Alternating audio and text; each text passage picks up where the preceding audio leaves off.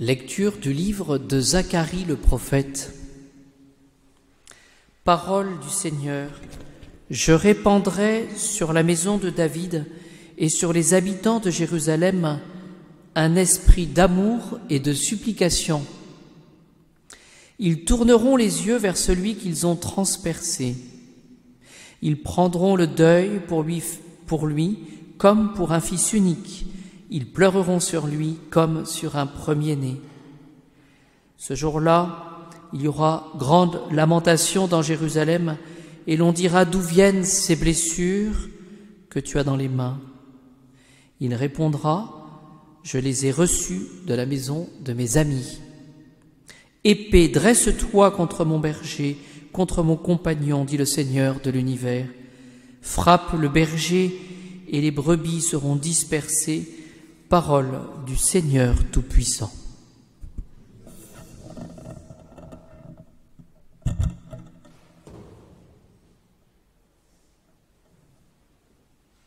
Dominus vobiscum, sequentia Sancti Evangelii secundum Ioannem.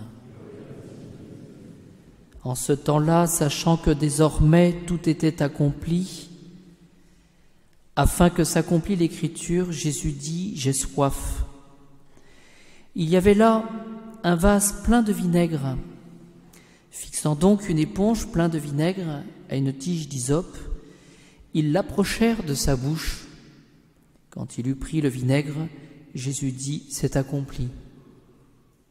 Puis, inclinant la tête, il rendit l'esprit. Comme c'était la préparation de la Pâque et pour ne pas laisser les corps en croix durant le sabbat, car ce sabbat était un grand jour, les Juifs demandèrent à Pilate qu'on enlève les corps après leur avoir brisé les jambes. Les soldats vinrent donc, ils brisèrent les jambes du premier puis du second qui avait été crucifié avec lui. Quand ils vinrent à Jésus, voyant qu'il était déjà mort, ils ne lui brisèrent pas les jambes, mais d'un coup de lance, un des soldats lui perça le côté, et aussitôt il sortit du sang et de l'eau. Celui qui a vu a témoigné, et son témoignage est véridique.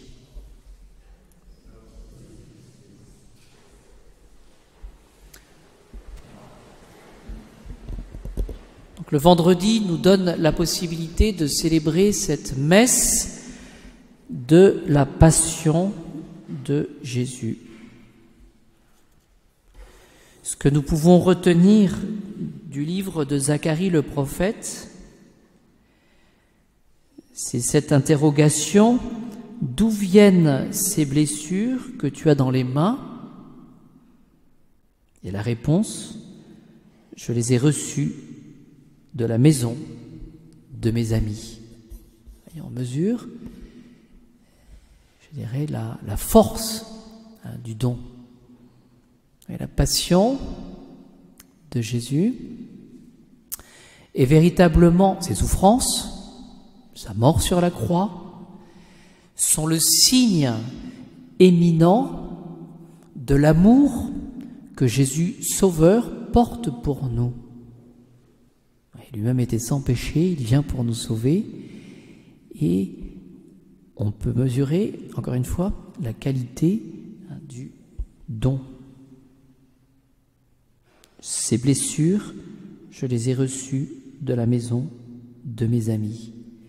Et il y a deux éléments dans l'Évangile, donc c'est le chapitre 19 de Saint Jean, c'est qu'alors que Jésus, sur le point de mourir, ayant souffert sa passion, donc avec tous les coups qu'il avait reçus, il avait soif.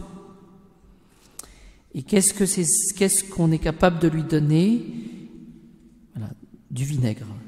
Voilà, un vase plein de vinaigre. Là encore, on peut mesurer la qualité du don. Voilà. Et l'Évangile nous donne un deuxième élément, c'est que, à y réfléchir, Jésus est mort. Il a tout donné. Il a donné sa vie. Eh bien, il va nous donner encore plus son cœur. Et le cœur, c'est le signe de l'amour. Il nous a donné le sang et de l'eau. Voilà. et au-delà de la mort. Donc, pour bien fixer les choses, en méditant sur la passion de Jésus, nous pouvons mesurer ce que Jésus, le Fils de Dieu, est capable de nous donner. Donc c'est le don, et le don, c'est le signe de l'amour. Voilà, donc c'est un grand amour que le Seigneur nous a donné. Alors je me suis penché, je vous donnais simplement que les principes dans Saint Thomas, il a un article, il pose cette question, mais est-ce que la passion était le moyen le plus approprié justement pour assurer notre rédemption? Est-ce que finalement Jésus n'aurait pas pu utiliser un autre moyen? Et c'est une occasion justement pour saint Thomas de distiller un petit peu la qualité du don, nous faire comprendre un petit peu ce qu'il nous a donné. Alors il cite le livre des Lamentations de Jérémie, chapitre 1, verset 12. « Regardez et voyez s'il est une douleur semblable à ma douleur. » Vous voyez ? Et ce qui est intéressant, c'est que pour nous permettre de comprendre finalement la laideur du péché et le prix à payer pour nous sauver, Jésus se pose. Regardez ma douleur. Vous voyez, il cite Jérémie. Saint Thomas distingue pour les souffrances du Christ, il distingue le corps et l'âme. Mais avant de distinguer le corps et l'âme, il précise que les souffrances du Christ sont supérieures à toutes celles de la vie présente. Vous voyez ? Souffrances supérieures à toutes celles de la vie présente. Et alors donc pour nous, justement, parce que c'est nous qui sommes sauvés, c'est pas Jésus, c'est nous qui sommes sauvés, c'est nous qui avons besoin d'être sauvés. Bien, je crois que chacun dans notre âme, dans notre conscience, ce soir, nous pouvons tout simplement, nous rappeler, c'est un travail de mémoire, même si c'est pardonné, mais nous rappeler quelles ont été les croix de notre vie. Et je crois que c'est pas trop difficile cela. Celles qui sont pardonnées, celles qui sont pas pardonnées, peu importe. Mais voilà ce que le Seigneur a permis dans notre vie d'offenses, de difficultés, d'épreuves. Voilà. Les souffrances du Christ sont supérieures à toutes celles de la vie présente. Oui, parce que c'est le premier, et il nous montre le chemin. Alors, saint Thomas, pour le corps, dit qu'il s'agit de toute l'étendue de la passion. Alors ça, c'est pas difficile, je passe vite. Le Christ a souffert de la part de ses amis, de ses ennemis, de son peuple, des païens, voilà, toute l'étendue. Le Christ a souffert au niveau de son corps aussi quant au supplice même de la croix. Vous savez que par le supplice de la croix, on meurt par asphyxie. Voilà. Et puis c'était infamant que de mourir sur la croix, parce que c'était réservé pour les criminels, pour les esclaves. Ensuite, saint Thomas, et c'est pour ça que je cite cet article, saint Thomas va dire que le mal pour le corps s'aggrave avec le poids du corps, voilà, et avec la lenteur du trépas. Ouais, c'est vraiment ce qui sera la caractéristique du supplice de la croix. Vous le savez que n'ayant plus de force et étant complètement épuisé, et donc ne pouvant plus retendre les jambes pour pouvoir respirer, petit à petit, c'est le poids du corps qui va intensifier la souffrance. Vous voyez, donc il y a vraiment cette idée que le Christ, un peu comme dans l'Évangile, il a voulu tout donner, jusqu'à la dernière goutte. Encore une fois, c'est le signe de l'amour. Et puis la lenteur du trépas. Pour l'âme, la cause des souffrances du Christ, de sa passion, ce sont tous les péchés humains. Voilà. Et ce soir, nous pouvons, dans le secret du bon Dieu, penser à toutes nos habitudes de péché, toutes nos fautes, voilà, les péchés peut-être que nous avons commis. Il y a, dit saint Thomas, tous les crimes des Juifs. Il y a aussi l'infidélité des disciples. C'est toujours la même chose. Quand on voit les disciples, ils avaient vu les miracles. Ils avaient entendu la prédication. Et pourtant, ils ont été infidèles.